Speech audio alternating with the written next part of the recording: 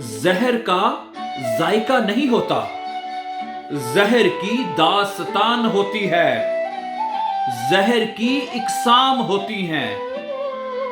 कुछ लोगों के रवैयों में जहर होता है, कुछ लोगों की सोच में जहर होता है, कुछ लोगों के दिलों में जहर होता है, कुछ लोगों की जुबान में जहर होता है।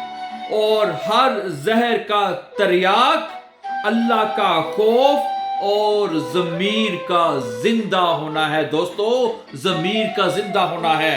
अगर आप भी इन जहरों को खत्म करना चाहते हैं अपने रवैयों से, अपनी जुबान से, ठीक है, तो आपके अंदर भी अल्लाह का खौफ होना चाहिए, आपका ज़मीर जिंदा होना चाहिए।